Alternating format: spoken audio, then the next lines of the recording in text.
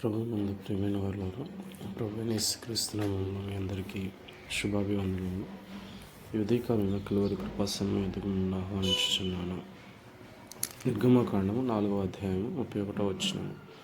మరియు యెహోవా ఇశ్రాయేలీయులను చూడవచ్చి తమ బాధను కనిపెట్టినను మాట జనులు విని తల వంచుకొని నమస్కారం చేశారు. మోషే ఎప్పుడైతే దేవుని పర్వతం మీద దేవుని దర్శించుకొని దేవుడి సెలవిచ్చిన మాట ప్రకారంగా ఇశ్రాయేలులను పెద్దలను పోగు చేసి దేవుడు నన్ను మిమ్మల్ని విడిపించుటకు పంపించాడు, ఇదిగో ఈ సూచక్రియల ద్వారా దేవుడు నన్ను పంపించాడు అన్న విషయం మీరు నమ్మదురని వారు ఎదుట కనపరిచినప్పుడు వారు నమ్మారు. అప్పుడు ఈ మాట వారికి సెలవిచ్చినప్పుడు వారు తల వంచుకొని నమస్కారం చేశారనే మాట మనం చదువుకుంటున్నాం. మన జీవితంలో కూడా దేవుడు ఈరోజు మనకి ఇస్తున్న వాగ్దానం ఏంటంటే, మన బాధను మన కష్టం ఆయన చూశాడు.